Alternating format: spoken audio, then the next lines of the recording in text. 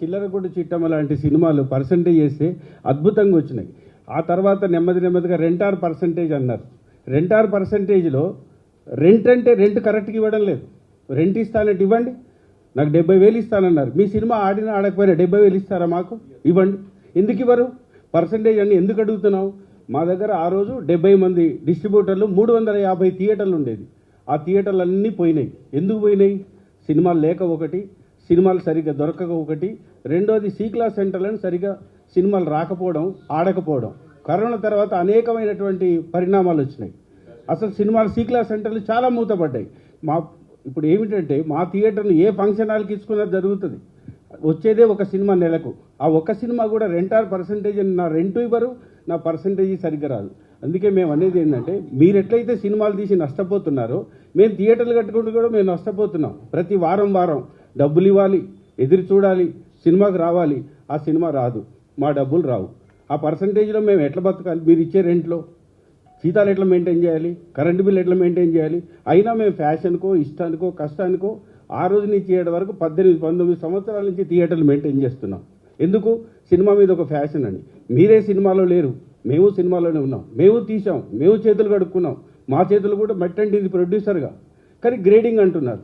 ఒకప్పుడు distributor producer cinema తీసి డిస్ట్రిబ్యూటర్కి ఇస్తే డిస్ట్రిబ్యూటరు ఏ థియేటర్ ఏమిటి, ఆయన థియేటర్కి ఎంత ఇవ్వాలి, ఈయన థియేటర్కి ఎంత ఇవ్వాలని అతను నిర్ణయించేవాడు.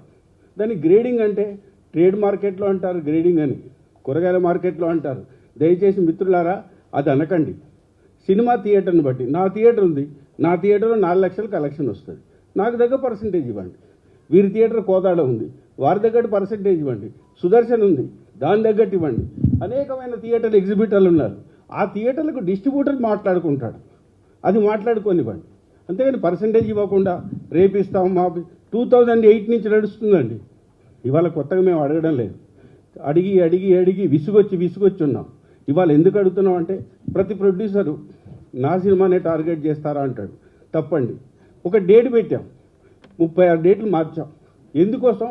మనందరం కలిసి ఉండాలని. మీరు సినిమాలు తీయాలి, మేము ఆడాలి.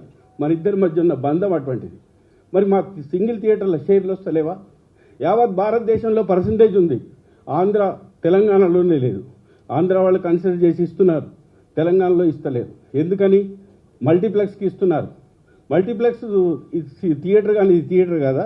సి క్లాస్లో ఎంజాయ్ చేసినట్టు సి క్లాస్లో ఉన్నట్టు మల్టీప్లెక్స్లో ఉంటారా? నా థియేటరు మీ సినిమా ఇస్తే వారం రోజులు మీ సినిమా కోసం మేము వెయిట్ చేసి కూర్చోవాలి. వారం రోజులు ఆడినా ఆడకపోయినా మీకోసమే ఉంటున్నాం మేము. ఎందుకు ఆలోచించరు? మాకు పర్సెంటేజ్ ఇవ్వడానికి మీకు బాధ ఏమిటి? మేము పనిచేసి ఇస్తున్నాం కదా, రూపాయి పోగు చేసి మీకు ఇస్తున్నాం కదా. మా మీద వివక్ష ఏంటి? పర్సెంటేజ్ ఇవ్వడానికి ఇవ్వండి. మేమేం మీ సొమ్ము తీసుకోవడం లేదు. మా థియేటర్ ఉంది, కలెక్ట్ చేస్తున్నాం, మీకు డబ్బులు ఇస్తున్నాం. మీరు మాకు ఇవ్వండి. మీ సినిమాని బట్టి షేర్ వస్తుంది, దాన్ని బట్టి మేము ఇస్తాం. పర్సెంటేజ్ ఆ రోజు అనేక రకాలుగా ఉండేది. కూర్చొని మాట్లాడండి. పెద్దలు, దయచేసి నేను పెద్దలకు చెప్పేది ఒకటే, మీరు ఏకపక్షంగా ఉండకుండా ద్విపక్షంగా ఉండి 2 కళ్ళు మీయే అనుకున్న నాడు ఈ సమస్య పరిష్కారం అవుతుంది. ఇది కాన్నాడు ఈ సమస్య ఎప్పుడూ పరిష్కారం కాదు. ఇప్పుడున్న థియేటర్లు కూడా మూతపడతాయి. ఎందుకంటే నెలకొక్క సినిమా, ఆ సినిమా కూడా మీరు రెంటార్ పర్సంటేజ్ అని మా బాయ్ సాబ్ చెప్పినట్టు 10,000 15,000 ఇస్తే మేము ఎట్లా మెయింటైన్ చేయాలి? అంటే మా థియేటర్లు కావా? ఒక ఆయన లాట్రిన్లు అంటాడు, ఒక ఆయన బాత్రూమ్ అంటాడు, ఒక ఆయన ఏసీ అంటాడు. రా థియేటర్కు రా, చూడు. మీరు సినిమా రిలీజ్ చేశారు, మీ దగ్గర రిప్రజెంటేటివ్ పెట్టి తిరిగారా థియేటర్లకు? ఏ థియేటర్ ఎక్కడుందో తెలుసా మీకు? చూడండి, అడగండి, మాట్లాడండి. అంతేగాని మేము ఇవ్వము. మేము అడిగేది ఒకటే, పెద్ద సినిమా కొంతమంది పెద్ద మనుషుల కమిటీలో మేము ఉన్నాం, మాట్లాడాం, ఇచ్చారు, చాలా సంతోషం. మేమేం అడుగుతున్నాం? లెటర్ ఇమ్మని అడుగుతున్నాం. ఇప్పటికన్నా కనీసం కన్ఫర్మేషన్ అడుగుతున్నాం. తప్ప మీరెంతో మేమంతే కదా.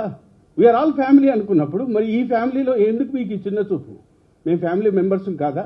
మేము ఎగ్జిబిటర్లం కాదా? మేము ఒక్కొక్క రూపాయి పోగు చేసి మీకు ఇస్తలేమా? మీరు ఏ రేట్లు పెడితే ఆ రేట్లు ఇస్తున్నాం. అక్కడ నానా బూతులు తింటున్నాం, అయినా మీకు డబ్బులు ఇస్తున్నాం. మాకేమైనా రెంట్ పెంచి ఇస్తున్నారా? కరెక్ట్గా పర్సంటేజ్ అంటే ఒక పర్సంటేజ్ ఫిక్స్ చేయండి. ఎంత ఇస్తారో నాకు, నా థియేటర్ బట్టట అంతే ఇవ్వండి. ఇది నేను చెప్పేది. ఫైనల్గా పెద్ద సినిమా ఈ సినిమా అని కాదు, ఏ సినిమా అయినా ఫర్దర్గా మా తెలంగాణ ఎగ్జిబిటర్లు అందరం మేము చాలా నష్టపోయాం, చాలా కష్టపోయాం. మాకున్న ఫ్యాషను, మాకున్న ప్రేమ, మా బాధో. థియేటర్లు నడుపుతున్నాం, అనేకమైన థియేటర్లు, రెంట్లు ఇచ్చే పరిస్థితి లేదు, కరెంట్ బిల్లు కట్టే పరిస్థితి లేదు. అట్లని మిమ్మల్ని మేమేం దానం అడుగుతలేము. మీ సినిమాకు మాకు రేషియో, మా థియేటర్లో పర్సంటేజ్. అనంత 1974 నుంచి నేను మార్కెట్లో ఉన్నా. 79లో నేను డిస్ట్రిబ్యూటర్ను, ఎగ్జిబిటర్ను, ప్రొడ్యూసర్ను. నేను 5 సినిమాల హీరోగా చేశాను, నా సినిమాలు కూడా తీశాను. నేనేం అడగలేదే. గ్రేడింగ్ అనే పదం తప్పు. పెద్దికి లెటర్ ఇవ్వండి, before release of the Peddi kindly give the letter. మేము ఇట్లా చేయబోతున్నాం. మాకు ఒక ఎష్యూరెన్స్, మా బాధల నుంచి బయటకు వస్తాం. మాకేం పని లేదా? పొద్దుస్తమానం మీటింగ్లు పెట్టడం, కూర్చోవడం, ఎగ్జిబిటర్లకు ఏం పని లేదా? మాకు వ్యవస్థ ఉంది. మేము ఎందుకు బాధపడుతున్నాం? మీటింగ్లు ఎందుకు పెడుతున్నాం? మాకేం పని లేక కాదు, మా కడుపు గాలి. దయచేసి ప్రొడ్యూసర్లు కానీ ఇంకోరు కానీ, ట్రేడ్లో ఉన్న ప్రతి క్రాఫ్ట్ మనకు అవసరం. డిస్ట్రిబ్యూటర్లు చేయాల్సిన పని డిస్ట్రిబ్యూటర్లు చేయాలి, ప్రొడ్యూసర్ల పని ప్రొడ్యూసర్లు చేయాలి. Thank you.